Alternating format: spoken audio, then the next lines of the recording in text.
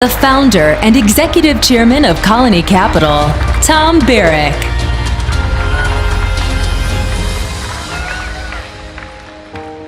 Wow, this is a wow. But I have to tell you, I feel like the anchovy on Ivanka's Caesar salad. I know you're salivating for that and you're going to get it.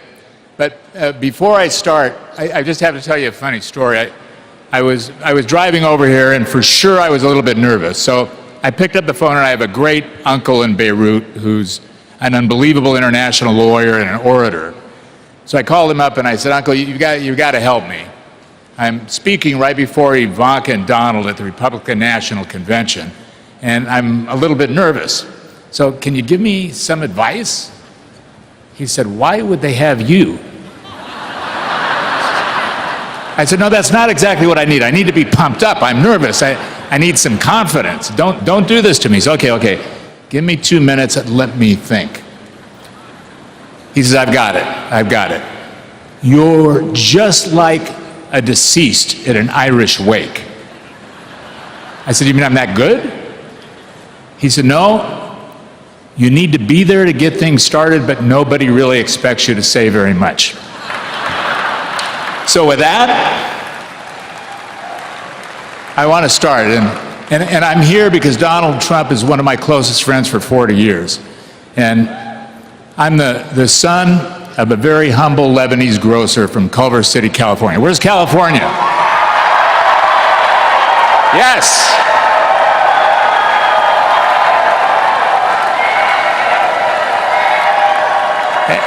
And I'm here because of the amazing magic elixir that happened between the DNA of 1,000 civilizations from the Levant and the beauty and the wonder and the opportunity of America that puts all of us here in this rapture of the American dream, for me to be here tonight to talk about my friend, my partner, and the future President of the United States, Donald Trump.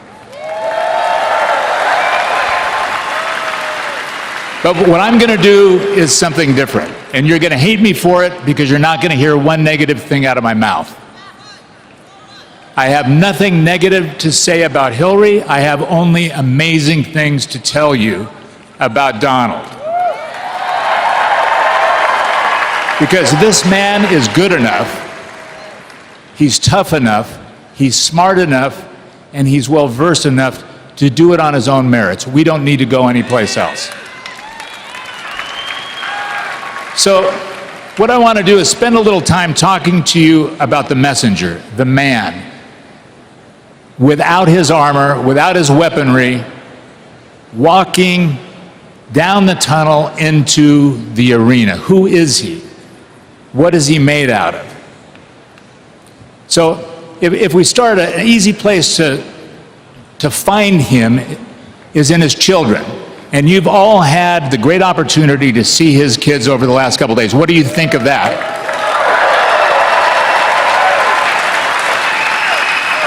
And the litmus test for any parent, as we all know, is in the children. And my mother used to say, you learn what a man is by listening to your mother, but you learn how to be a man by watching your father. You watch this man, you get it.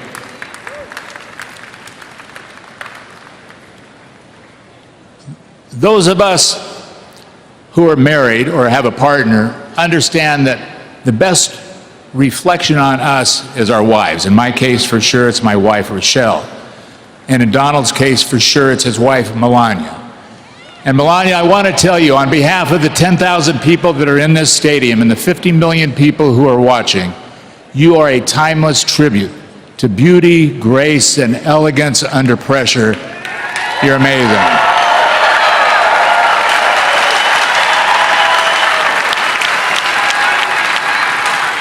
You're awesome. So I'm going to use words that you probably haven't heard about Donald. I started my relationship with him in a funny way. I had the great fortune of working for a man named Bob Bass in Fort Worth, Texas. In the 80s, we bought a hotel company, and The hotel company, in addition to lots of other things, happened to own the hotel that was right behind Donald's window in his office. So you know Donald well enough by now to know that he needed that hotel. And I was a young pup. He was a big guy in New York at the time, and he wanted to buy the hotel. Long story short, we end up having 30 lawyers, 50 accountants. We can't get to a deal. I'm scared to death because my boss is going to fire me for selling to Trump, who's smarter, who's brighter, who's better, and who will end up getting a much better deal. So Donald, in the midst of this, and this is really what started my friendship, did something I had never seen before and that I have used consecutively after that. He said, look, I want to do this. I don't know what I should know. So I will pay your boss the price that he wants, and I'll close it in 1 week on one condition. You, Tom Barrack, tell me everything I should know that I don't know. I said, look, I just told you, I'm not doing that. We're not entering into this kind of a contract. He said, no, no contract. No contract.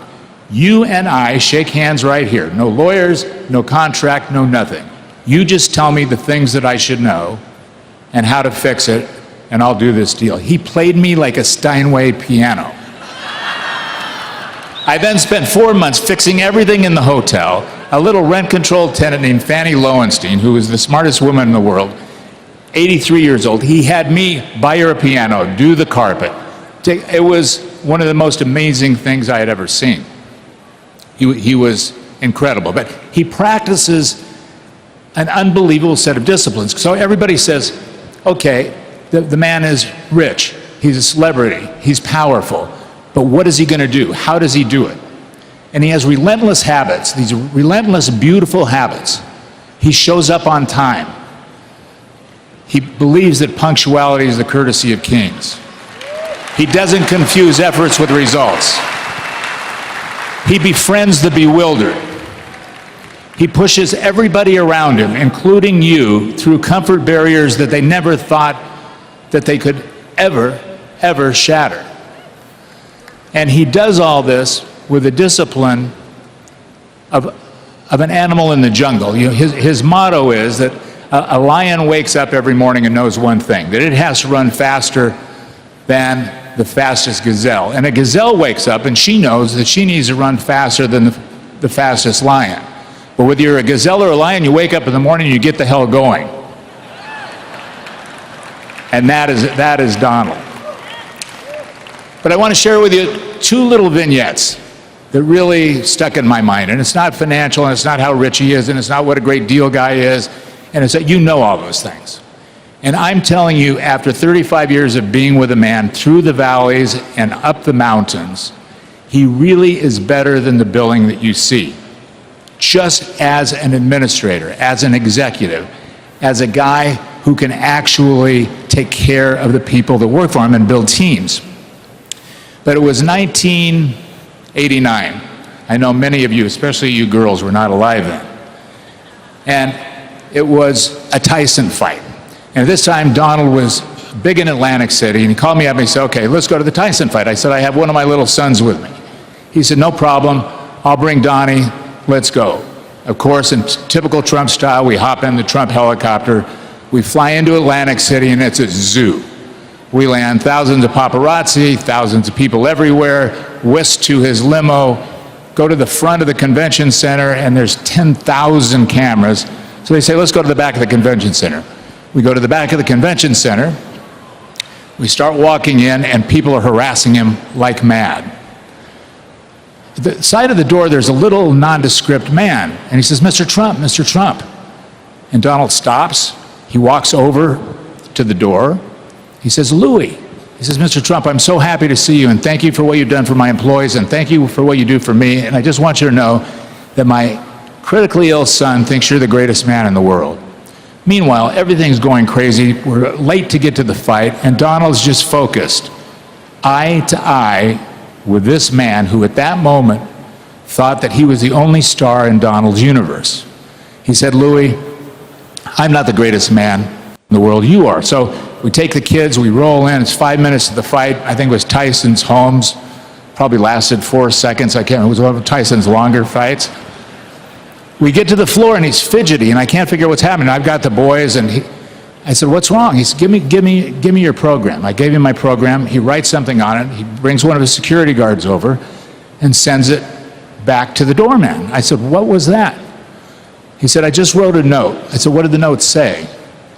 He said it was to his son and said, I came here tonight to see two champions, Mike Tyson and your dad. True story.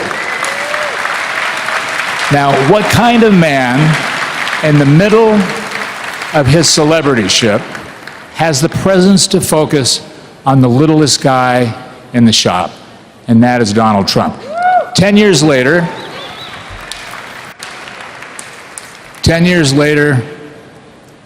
one of the greatest men in Donald's life passed away, Fred Trump. And the funeral was being held the night before at the Frank Campbell Funeral Hall, 82nd and Madison. So Donald called me up and he says, I can't stand it. I'm going to go over early. Why don't you come over early with me? I said, fine.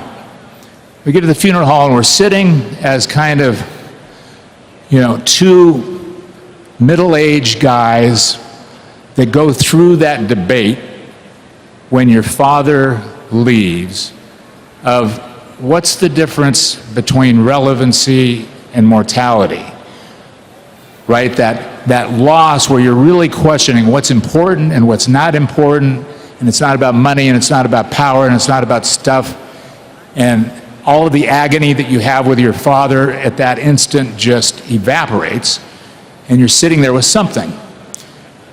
So we sat there just kibitzing, musing, and I said, how do you feel? He said, well, I'm thankful that I have my dad's strength and my mom's sensitivity, and all I want to do is leave the legacy of the Trump name that they built brick by brick a little bit better than I found it. He's done it. So look, we're at a tipping point. The world is a mess. This necklace of globalism that we've all talked about has crumbled and shattered into 1,000 shards. It needs a jeweler to take each of those jewels one by one, starting with America, its own diamond, and polish it. Then slowly find that seamless strength, put them all back together so that what we look at is the necklace of prosperity and tolerance around the world. So we've been on an adventure, and people say, wow, Donald Trump, it's like a Mishnah tale from businessman, celebrity, father, to potentially president of the United States. And I say to you, it is a tale, but it's up to you, all of you tonight, to unite in one pen, one hand, and make once upon a time, once upon this time.